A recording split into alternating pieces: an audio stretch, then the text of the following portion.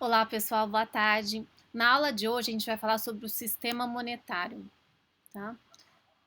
Então eu coloquei abrir os slides do Moodle e a gente vai começar com um resumo da aula passada, tá? Então, em duas aulas anteriores a gente viu o conceito de desemprego, que é a porcentagem de trabalhadores que gostariam de estar trabalhando, mas não estão, porque não encontraram um emprego.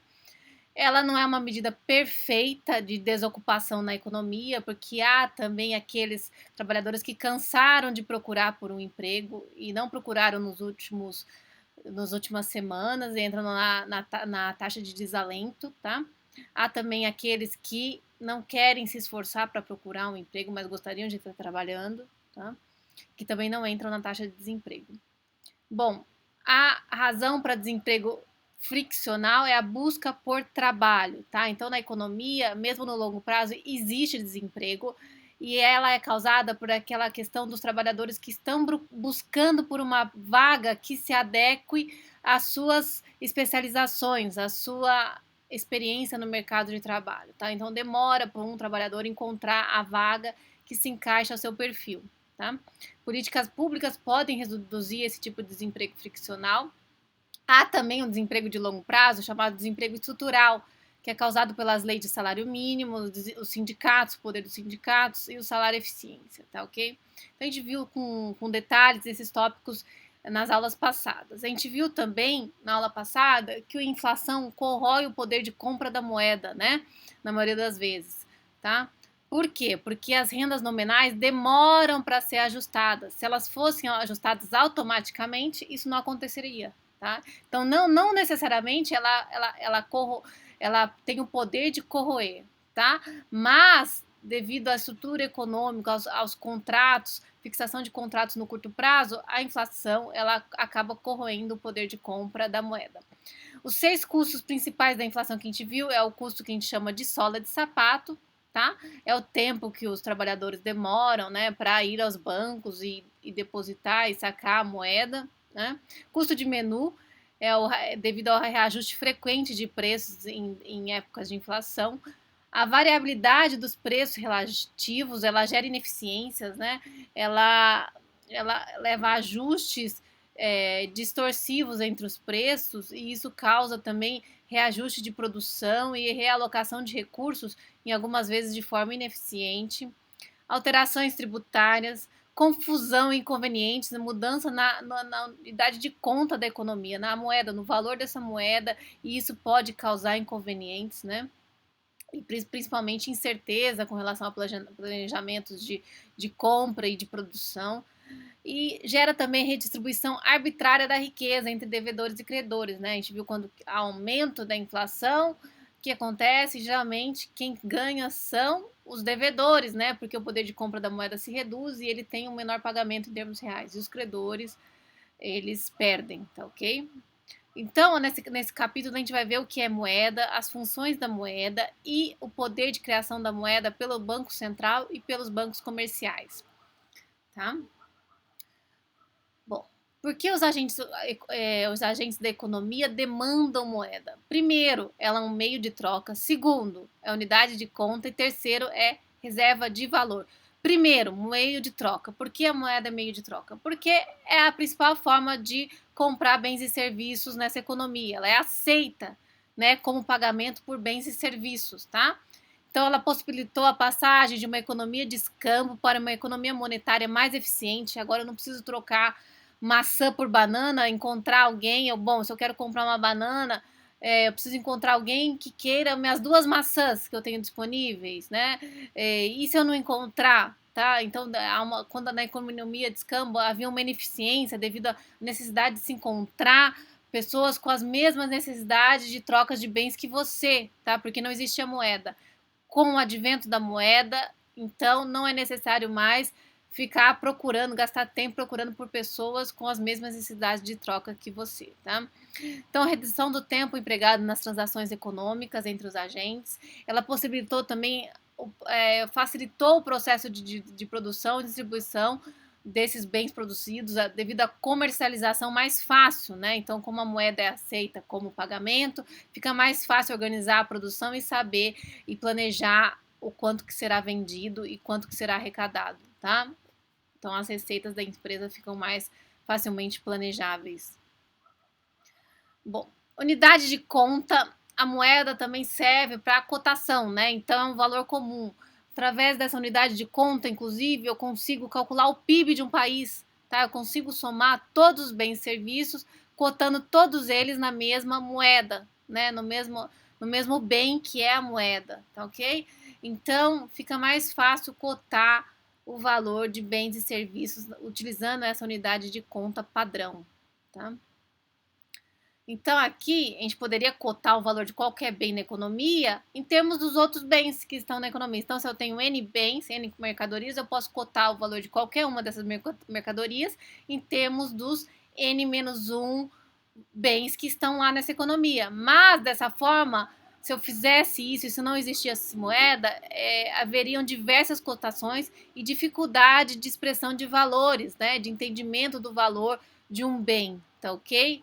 Então, com a moeda, com o advento da moeda, eu coto todos os bens, o preço dos bens e serviços em termos de uma única unidade de conta e fica facilmente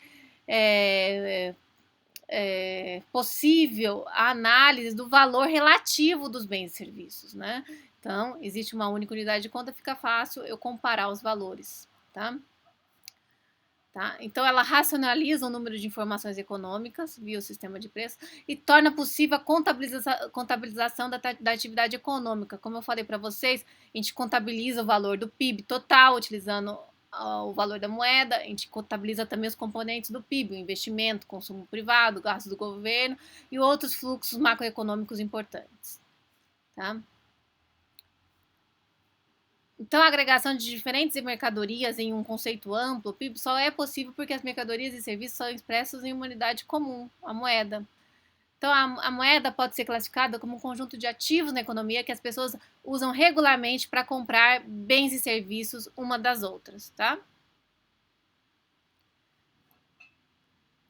Então, Mankiw diz que o padrão de medida que as pessoas usam para anunciar preços e registrar débitos é a moeda, essa função comunidade de conta, tá? Então, se eu vou ao shopping e vejo lá o preço de uma camiseta R$ 120, o pão de queijo R$ 6. Significa, então, que uma camiseta custa 20 vezes mais do que o preço do pão de queijo. Tá? Então, dessa forma, eu consigo entender o valor relativo dos bens, tá? De uma forma mais fácil. Agora, se eu fosse cotar a camiseta em termos de bermudas e pão de queijo em termos de cafezinhos, e daí como é que eu compararia o valor do pão de queijo com o valor da camiseta? Ficaria muito mais complicado, tá? Além da função de unidade de conta, meio de troca, a gente também tem a função reserva de valor, tá? A moeda também ela tem essa função, porque ela é um ativo. E todo ativo serve para transferir poder de compra do presente para o futuro, tá?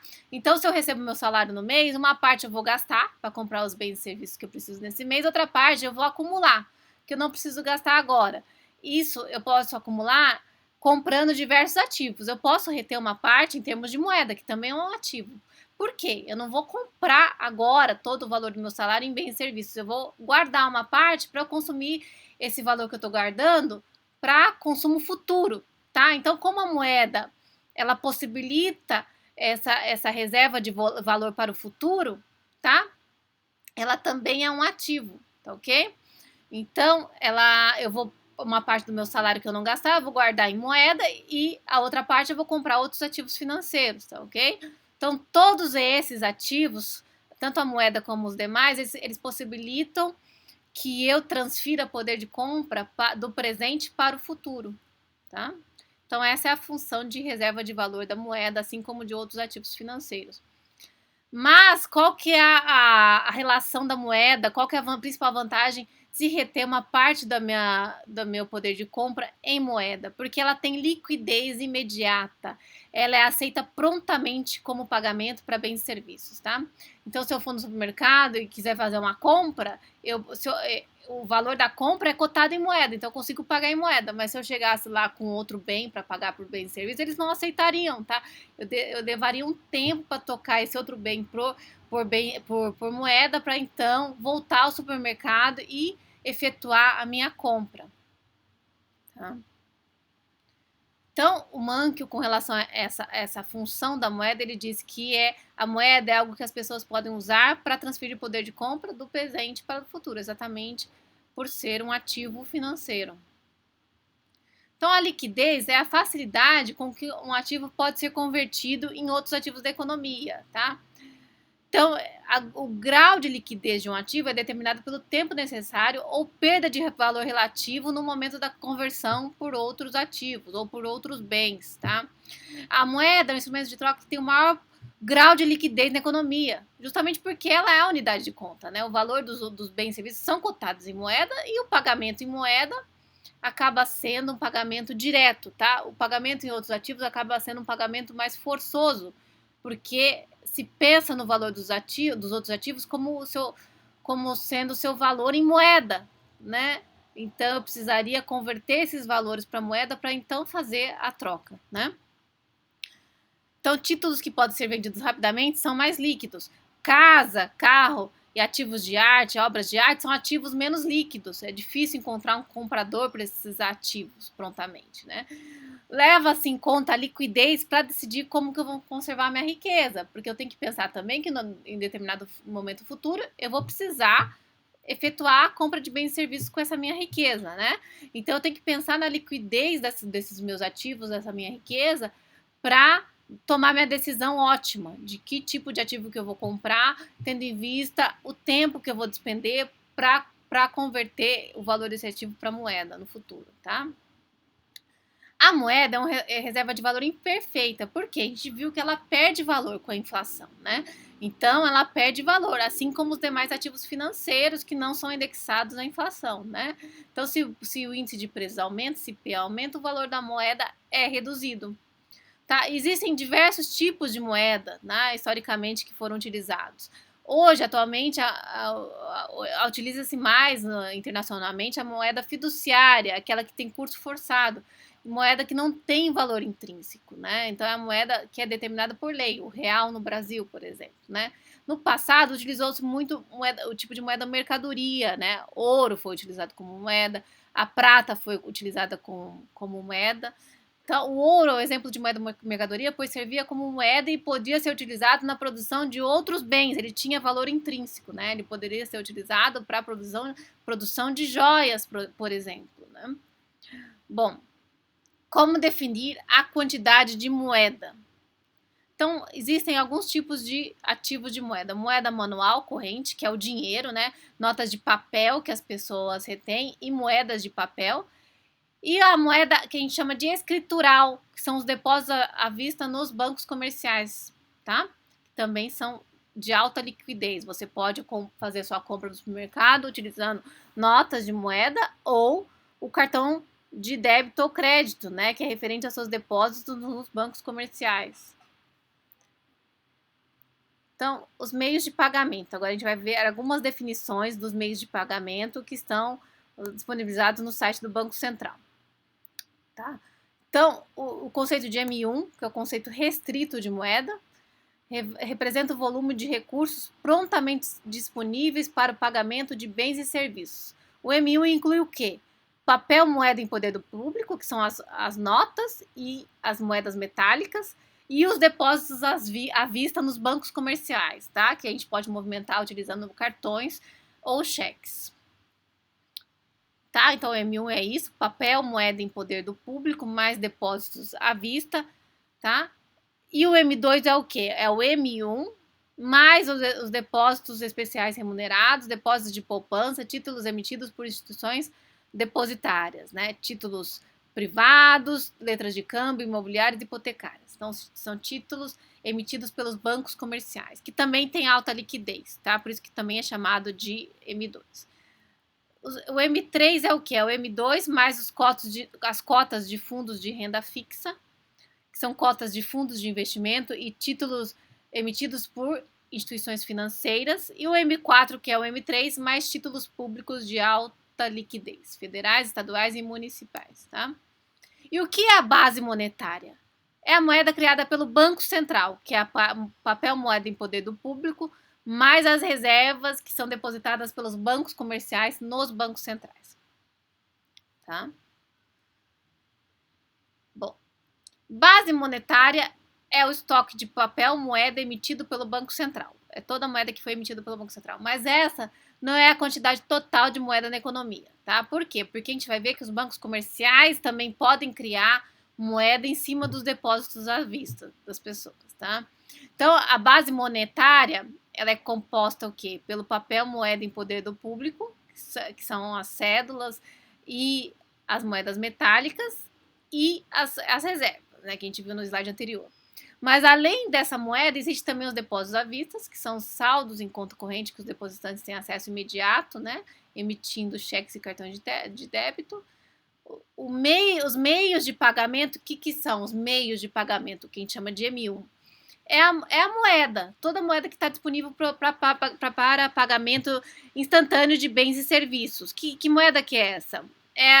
Todo o papel moeda em poder do público, mais os depósitos à vista, tá? E quase moeda inclui também ativos que têm alta liquidez, tá? No M2 a gente viu que a gente inclui os ativos, M3 e M4, tá? Então é o estoque de ativos financeiros que podem ser facilmente convertidos em moeda.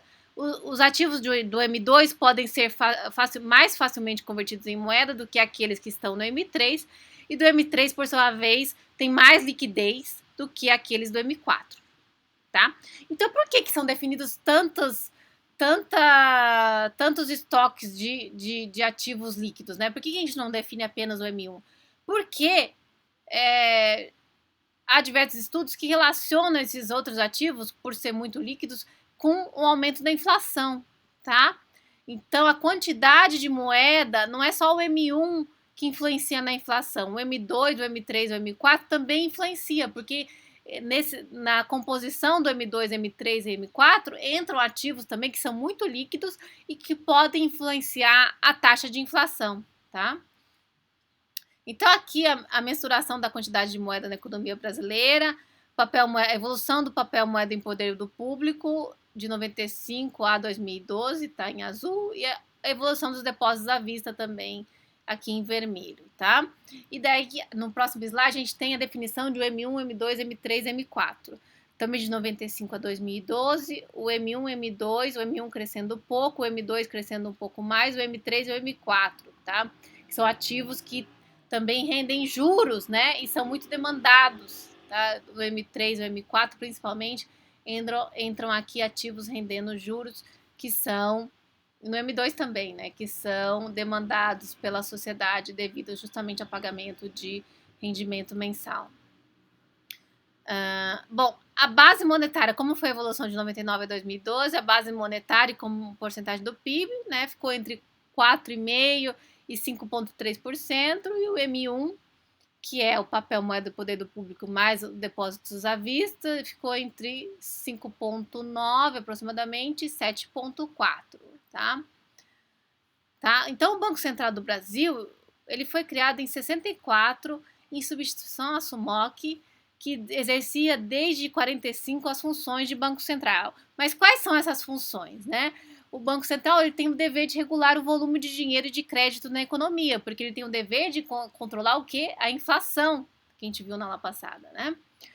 E ele tem o poder, então, o dever de assegurar a estabilidade do poder de compra da moeda, justamente regulando a taxa de inflação, tá?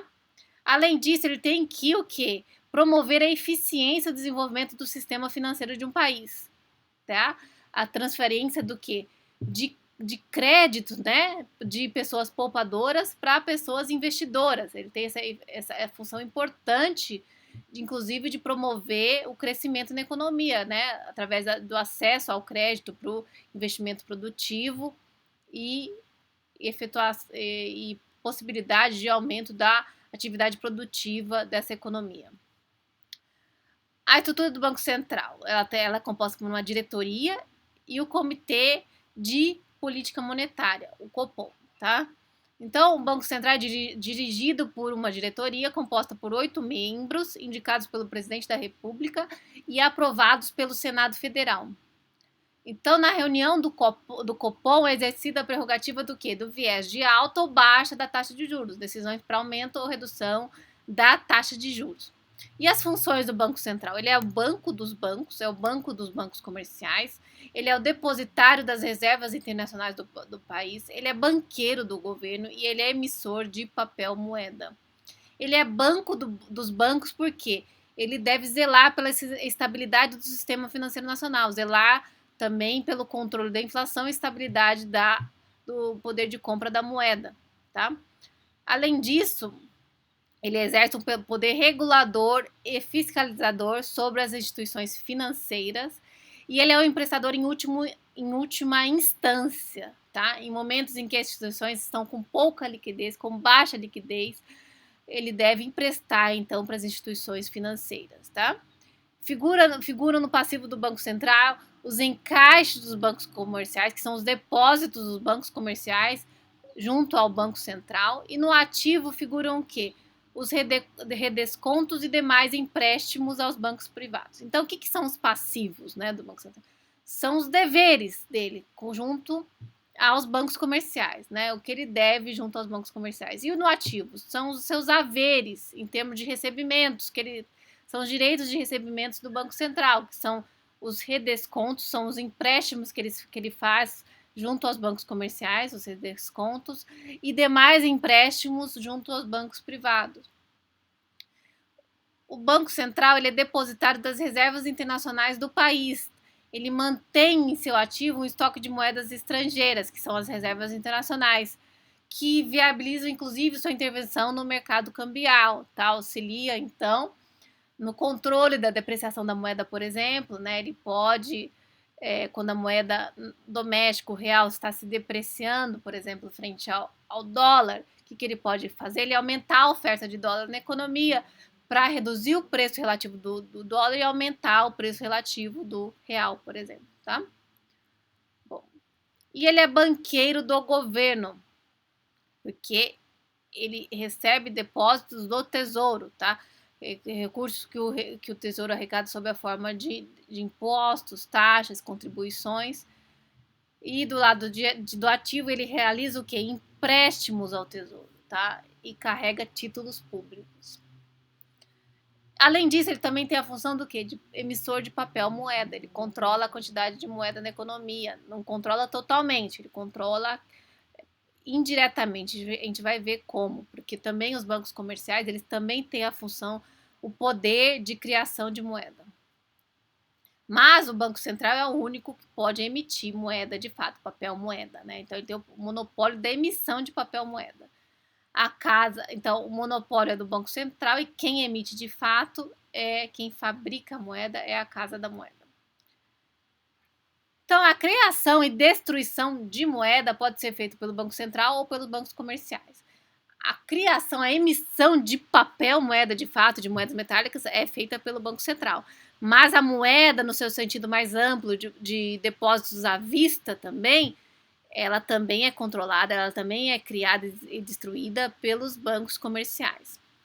Então, a criação toda vez que o Banco Central compra ativos domésticos ou internacionais. Quando ele compra, por exemplo, títulos do governo, ele compra e paga com moeda. Então, ele coloca a moeda na economia. Isso leva ao aumento da quantidade de moeda na economia.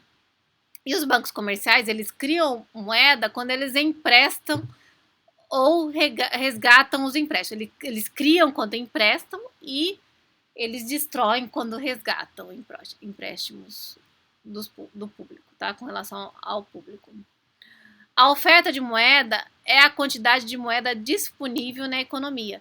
O principal instrumento de política monetária é a operação de mercado aberto. O que é a operação de mercado aberto? É quando o Banco Central compra e vende títulos do governo federal. Então, o Banco Central, ele compra títulos do governo e ele paga com moeda, tá? Então, quando ele paga com moeda, ele está aumentando a quantidade de moeda disponível na economia. Tá? Para aumentar a oferta de moeda, então, o Banco Central compra títulos governamentais do público. E para diminuir a oferta de moeda, o Banco Central o quê? Vende títulos governamentais para o público. Quando ele vende, as pessoas pagam com moeda e ele está enxugando a liquidez da economia.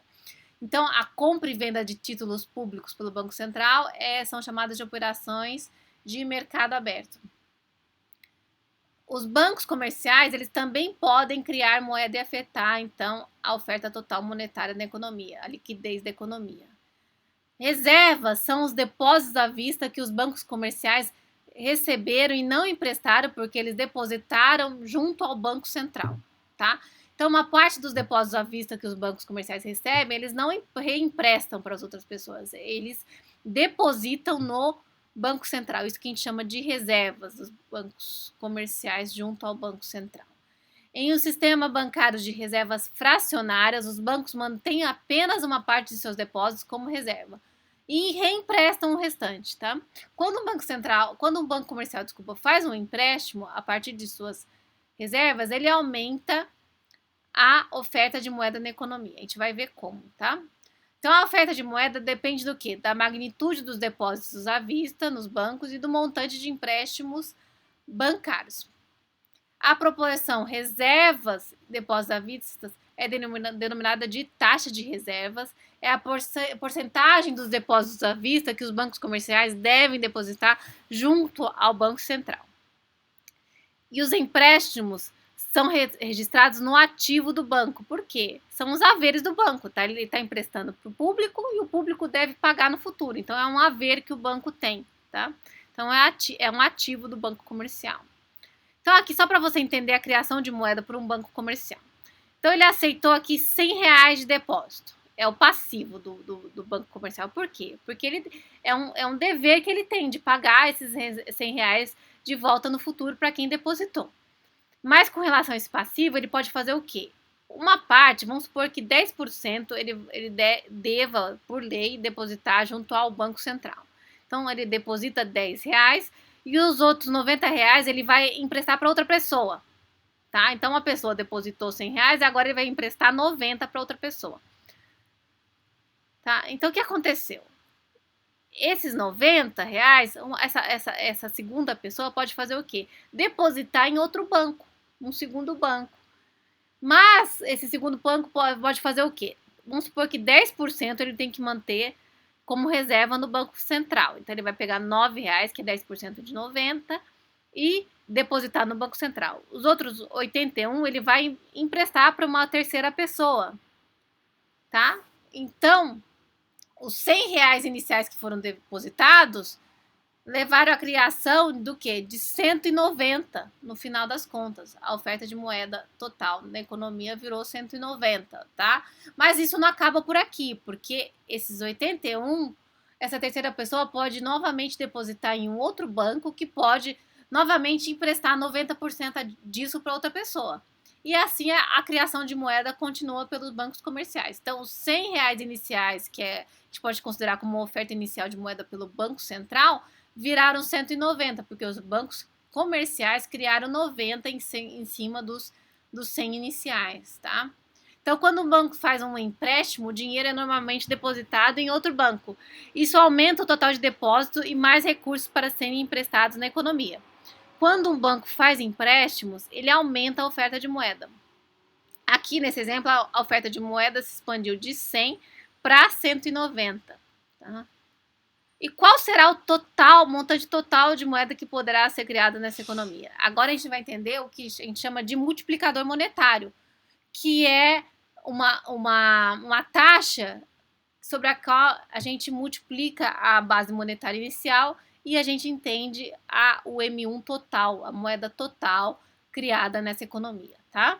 Então, aqui nesse exemplo, vamos supor que o depósito inicial seja de 100, né, a base monetária, e daí os bancos comerciais primeiro criaram R$90, depois criaram 81, depois criaram 72,9. A gente vê que isso aqui, a soma disso aqui tudo é uma PG que converge, porque ela tem uma razão menor que 1, de 0,9, né?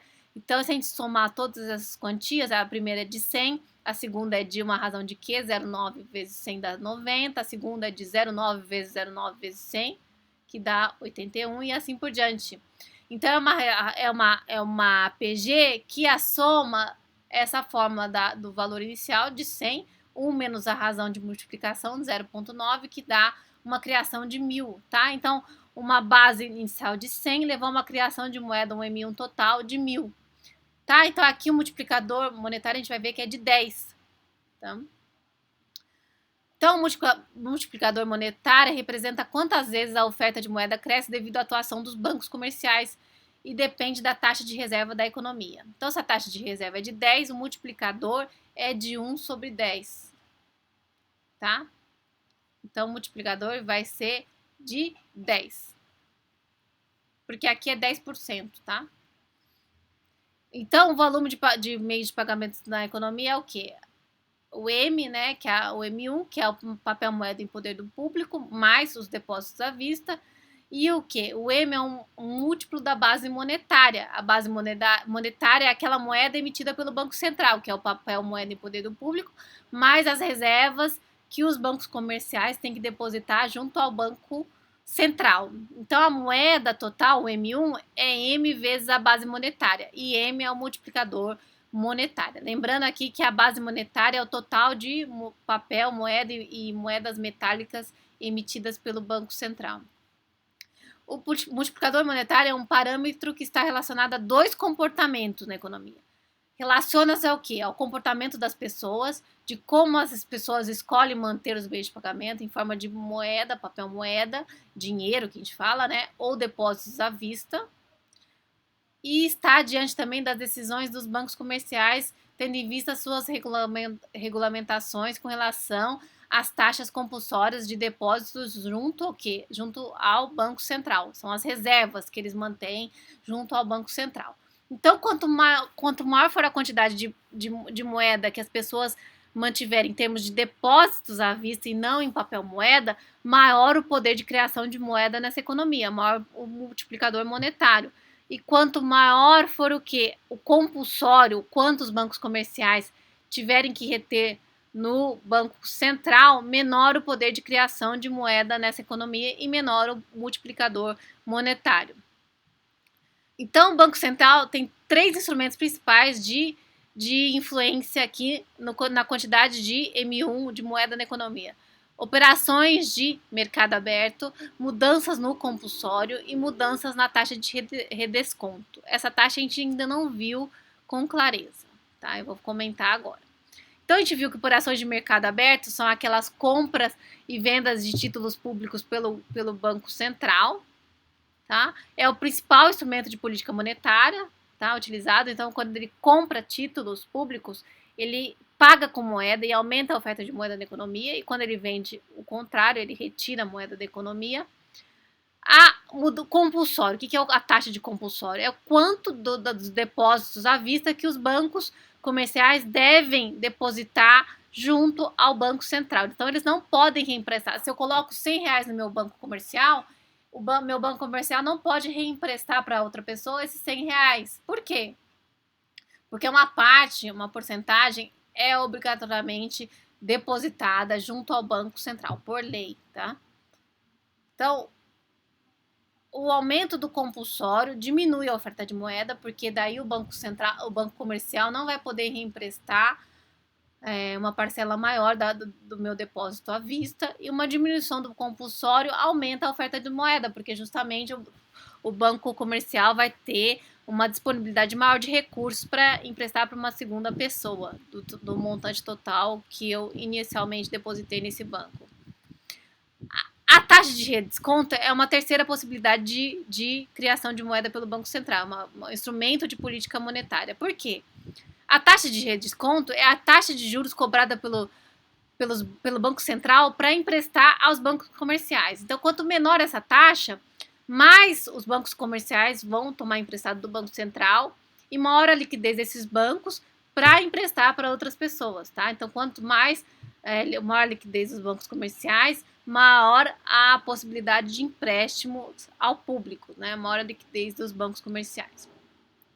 Então, quanto menor a taxa de juros de empréstimo do Banco Central junto aos bancos comerciais, maior o poder de criação de moeda nessa economia, tá?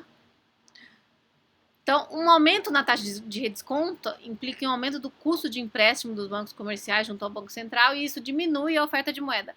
Uma diminuição da taxa de redesconto diminui o custo de empréstimo dos bancos comerciais, então eles vão tomar emprestado mais com relação ao Banco Central, e isso aumenta a oferta de moeda na economia. Então, dessa forma, a gente vê o quê? Que o controle do Banco Central sobre a oferta de moeda total na economia, sobre o M1, não é perfeito. Então, existem dois problemas no sistema de reserva fracionário que o Banco Central não tem, que não leva ao controle imperfeito da oferta de moeda. Então, o Banco Central, primeiramente, ele não controla a proporção de moeda que as pessoas mantêm como depósitos à vista. Então, se elas retiverem tudo como papel moeda, não depositarem nada nos bancos, então os bancos comerciais não vão ter nenhum poder de criação de moeda nessa economia, né, nesse limite. E daí a moeda toda da economia vai ser criada apenas pelo Banco Central.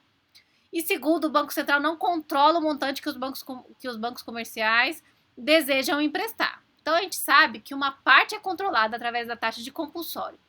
Mas os bancos comerciais também podem reter ainda mais junto ao Banco Central, né? Eles podem ter uma taxa de reservas voluntária, tá? Então eles podem desejar depositar um volume maior do que o compulsório junto ao Banco Central. Então, aqui uma frase do John Hicks, economista: Money is not a mechanism, it's a human institution, one of the most remarkable of human institutions. Tá? Então, é importante perceber que a moeda ela tem um poder institucional, né? Ela é uma própria instituição muito importante na economia. A gente viu que a quantidade de moeda na economia está relacionada ao quê? A taxa de inflação nessa economia, né? E a instabilidade macroeconômica. Então, resumindo, moedas são ativos usados para a compra de bens e serviços. Ela tem três funções principais: meio de troca, unidade de conta e reserva de valor. Há moedas mercadoria e também moedas fiduciárias. Há várias formas de calcular a quantidade de moeda. O M1, que é moeda de fato, moeda líquida, totalmente dá poder de compra imediato ao público. A base monetária, que não é a quantidade total de moeda disponível. Por quê? Porque os bancos comerciais também criam moeda em cima da base monetária, que leva à geração do M1. E outras formas de calcular moeda, o M2, M3, M4, que também incluem ativos relativamente líquidos e estão relacionados à taxa de inflação, né? O Banco Central ele regulamenta o sistema monetário, ele controla a oferta de moeda direta e indiretamente, né? Através de operações de mercado aberto, as taxas de reservas, de compulsório e as taxas de redesconto. Os bancos comerciais também afetam a oferta de moeda na economia, o que faz com que o controle do Banco Central não seja completo, não seja perfeito, justamente porque os bancos comerciais eles irão criar moeda, eles vão reemprestar o volume que você deposita para outras pessoas, e isso vai então gerar uma criação de moeda acima daquela inicial criada pelo Banco Central.